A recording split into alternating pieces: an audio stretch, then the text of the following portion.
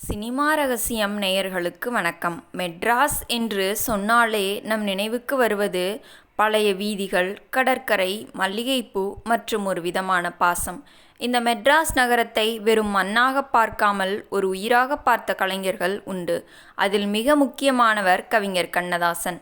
ஆனால் அந்த நகரத்தின் நாடித்துடிப்பை அவருக்கு காட்டிக் கொடுத்தவர் நகைச்சுவை மேதை நாகேஷ்.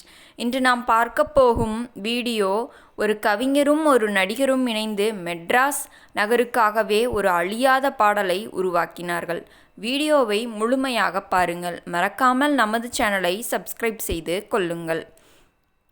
நடிகர் நாகேஷின் புகழ்பெற்ற நகைச்சுவை காட்சிகள் அவரை பற்றி தெரியாத ஒரு பக்கம் உண்டு. அவர் ஒரு சிறந்த அவதானி. மெட்ராஸ் நகரின் ஏழை மக்களின் வாழ்க்கை, அவர்கள் பேசும் மொழி, அவர்களின் துயரம், அவர்கள் கொண்டாடும் மகிழ்ச்சி, இவை அனைத்தையும் மிக நுணுக்கமாக கவனித்தவர். கண்ணதாசன் அவர்கள் பாடல்களை எழுதும்போது ஒரு சூழலை சரியாக புரிந்து கொள்ள விரும்புவார். ஒருமுறை மெட்ராஸ் நகரத்தை பற்றி பாடலை எழுத வேண்டிய சூழல் வந்தது.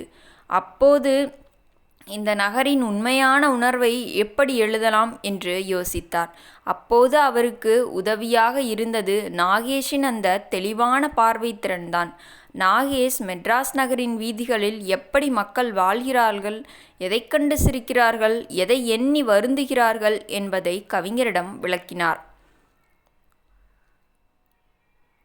நாகேஷ் கொடுத்த அந்த உள்ளீடுகளை வைத்துத்தான் கண்ணதாசன் அந்த பாடலை எழுதினார்.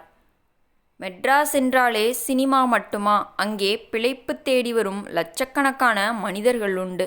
அவர்களது கனவுகள் உண்டு. நாகேஷின் கதைகளிலும் அவர் விவரித்த மெட்ராஸ் வாழ்க்கையின் நிஜங்களிலும் கவிஞர் கண்ணதாசன் அந்த பாடலுக்கான ஆன்மாவை கண்டுபிடித்தார்.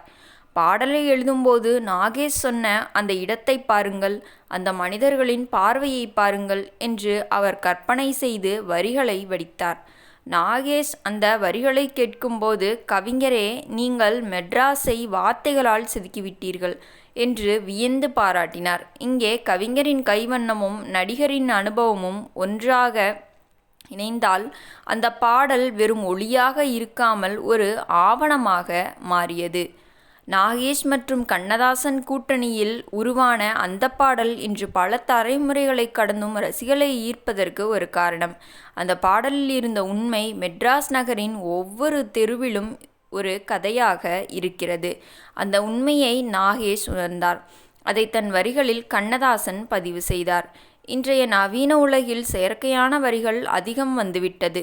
பழைய மெட்ராஸ் பாடல்களை கேட்கும்போது நமக்கு ஒரு விதமான ஏக்கம்.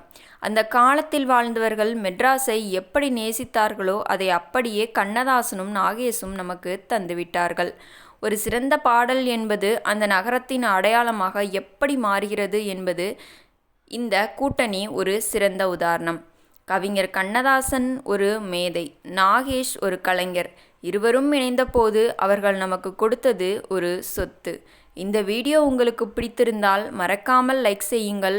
உங்களுக்கு மெட்ராஸ் நகரம் என்றாலே நினைவு வரும் பாடல் என்ன என்பதை கமெண்ட் செய்யுங்கள். நாளை வேறு ஒரு சினிமா தகவல்களை பார்க்கலாம். நன்றி, வணக்கம்.